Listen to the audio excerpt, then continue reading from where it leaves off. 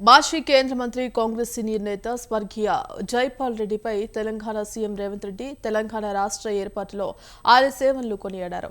ఆయన లేకుంటే ప్రత్యేక తెలంగాణ సాకారం అయ్యేది కాదన్నారు. జైపాల్ రెడ్డి నమ్మిన సిద్ధాంతాన్ని తాము ముందుకు తీసుకెళ్తామని చెప్పారు.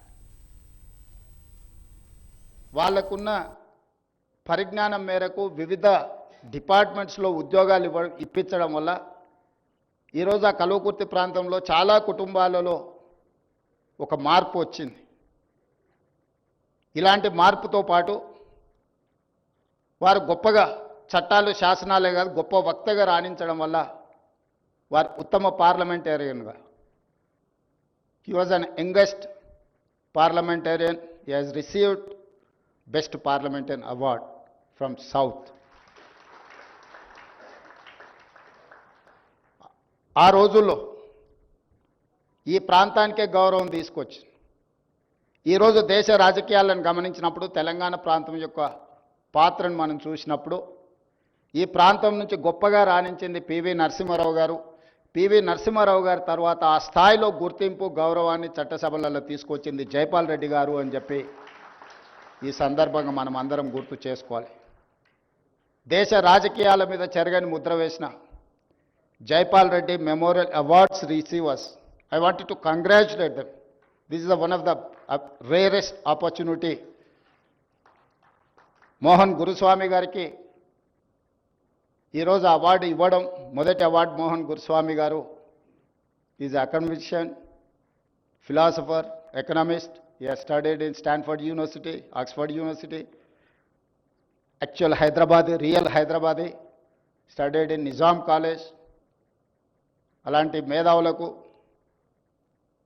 తెలంగాణ అభివృద్ధిలో హైదరాబాద్ అభివృద్ధిలో భాగస్వాములైన చాలామంది పెద్దలకు డాక్టర్ జీవీ రావు గారికి, సుబ్బారావు గారికి, చాలామంది ఇక్కడ జైపాల్ రెడ్డి గారి మెమోరియల్ అవార్డ్స్ ఇవ్వడము ఒక మంచి కార్యక్రమాన్ని ఏర్పాటు చేసి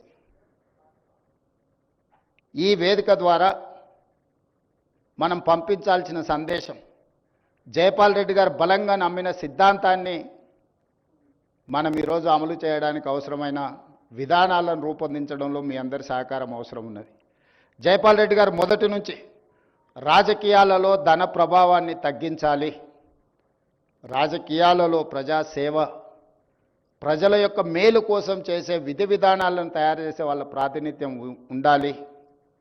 జైపాల్ రెడ్డి గారు ఆ రోజుల్లోనే ఈరోజు మేము ఏదైతే సోషల్ జస్టిస్ గురించి మాట్లాడుతున్నామో, SC ST BC minority representations గురించి మాట్లాడుతున్నామో, కల్వకుర్తి రాజకీయాలలో బ్లాక్ అధ్యక్షుల నుంచి సమితి అధ్యక్షుల వరకు సోషల్ జస్టిస్ను ఇంప్లిమెంట్ చేసి ఆనాడు మండల్ కమిషన్ని అమలు చేయాలనుకున్నప్పుడు విపి సింగ్ గారికి అండగా నిలబడి మండల్ కమిషన్ని అమలు చేయడానికి అవసరమైన ప్రణాళికలను రచించడంలో కూడా శ్రీ జైపాల్ రెడ్డి గారు తనదైన పాత్రను పోషించడం జరిగింది.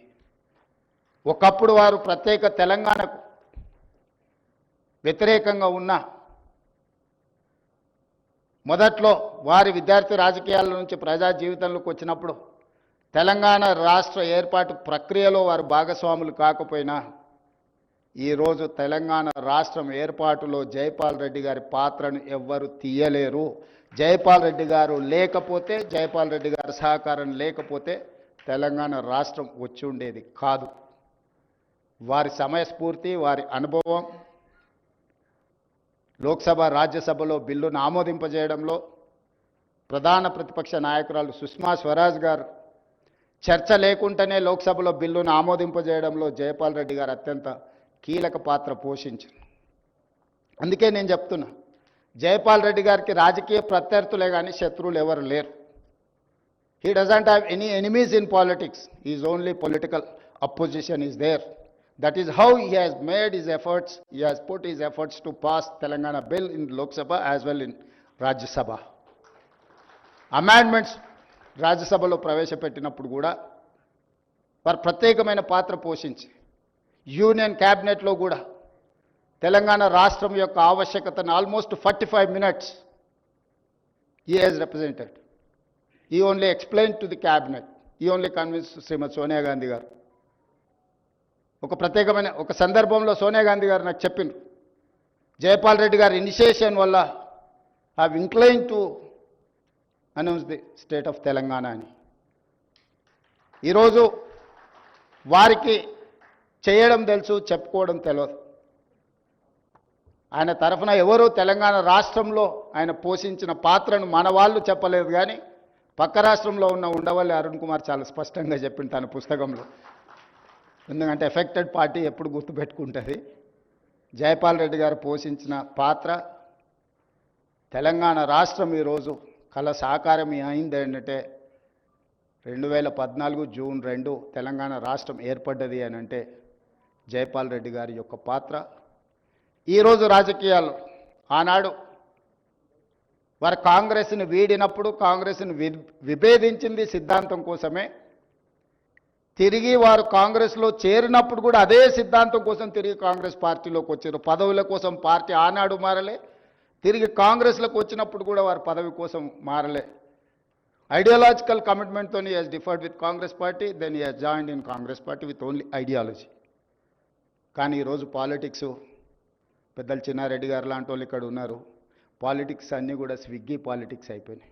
ఐడియాలజికల్ పాలిటిక్స్ లేకుండా పోయి స్విగ్గీ పాలిటిక్స్ వచ్చింది. ఈరోజు ఎవరు ఎంత ఫాస్ట్గా డెలివరీ చేస్తారు, ఆన్లైన్లో ఎవరు వస్తారు, లేకపోతే మనకు కావాల్సింది ఎవరు తొందరగా ఇస్తారని, ఎవరు కమిట్మెంట్తో ఉన్నారు, ఎవరి ఐడియాలజీని ఫాలో చేస్తున్నారు, సిద్ధాంతకర్తలుగా లేకపోతే సిద్ధాంతాలను నమ్మేవాళ్ళు, సిద్ధాంతాలను పాటించేవాళ్ళు, సిద్ధాంతాల కోసమే పనిచేసే వాళ్ళు దేశ రాజకీయాలలో తగ్గుతూ వస్తున్నారు. ఇది ప్రజాస్వామ్య స్ఫూర్తికి, ప్రజాస్వామ్యానికి అత్యంత ప్రమాదకరం.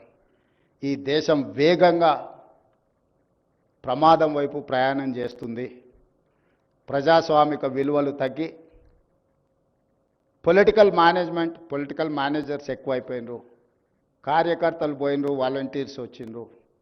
కార్యకర్తలు లేని రాజకీయాలు దేశ భవిష్యత్తుకు ప్రమాదకరంగా తయారవుతాయి. వాలంటీర్స్ వాళ్ళు ఎవరైనా, ఈవెంట్ మేనేజర్స్ ఎవరైనా, అవుట్సోర్సింగ్ ఎవరైనా, ఏ డ్రెస్ కావాలంటే ఆ సీజన్కి ఆ డ్రెస్ వేసుకొని ఆ పని చేసి వెళ్తారు. పాలిటిక్స్ కూడా ఈరోజు ఆ విధంగా మారుతున్న సందర్భం. యూనివర్సిటీ విద్యార్థి రాజకీయాలలో సిద్ధాంతపరమైన రాజకీయాలు రావాల్సిన అవసరం ఉంది. దేశ రాజకీయాలలో ధన ప్రభావాన్ని తగ్గించాల్సిన అవసరం ఉంది. వ్యక్తిగత వైరుధ్యం, వ్యక్తిగత శత్రుత్వానికంటే సిద్ధాంతపరమైన భిన్నాభిప్రాయాలకు స్థానం ఉండాల్సిన రాజకీయాలు అవసరం ఉన్నాయి. అందుకే మేము శాసనసభలో ఎక్కువ పని దినాలను పెంచుకుంటూ వస్తున్నాం. నేను ముఖ్యమంత్రి అయినప్పటి నుంచి ఇప్పటివరకు ఎవరిని సభ నుంచి సస్పెండ్ చేయాలి. వాళ్ళు చెప్పాల్చుకున్నది ఏదైనా చెప్పండి, మేము వినడానికి సిద్ధంగా ఉన్నామని. పార్లమెంట్ డెమోక్రసీని నేను సంపూర్ణంగా విశ్వసిస్తాను. వాళ్ళు చెప్పాలి, వాళ్ళ అభిప్రాయం చెప్తే విన్నప్పుడు సహేతుకమైన సూచన చేసినా, సలహా చేసినా ప్రభుత్వం తీసుకున్న నిర్ణయాలను సవరించుకోవడంలో మాకు ఎలాంటి ఇబ్బంది లేదు. సవరించుకుంటే మెరుగైన పరిపాలన మేమే అందిస్తే అది తప్పకుండా మా గౌరవాన్ని పెంచుతుంది తప్ప మా గౌరవాన్ని తగ్గించదు. అసలు ఎదురు ఉండే వాళ్ళు మాట్లాడనే వద్దు, ప్రజలకు నిరసన తెలిపే అవకాశమే ఇవ్వద్దన్న విధానము ఏమాత్రము మంచిది కాదు. ఉద్యమం ద్వారానే తెలంగాణ సాధించడమని చెప్పుకున్న వాళ్ళు ప్రజలకు ధర్నా చేసుకోవడానికి ధర్నా చౌక్ ఉండాలన్న పరిమితమైన జ్ఞానంతో పనిచేస్తే బాగుంటుంది. నేను ముఖ్యమంత్రి అయిన ఎంబడే ధర్నా చౌక్ను ఓపెన్ చేయించి ఎవరు నిరసన తెలపాలనుకున్నా మీరు నిరసన తెలపండి, మీ సమస్యల్ని ప్రభుత్వం దృష్టికి తీసుకురండి.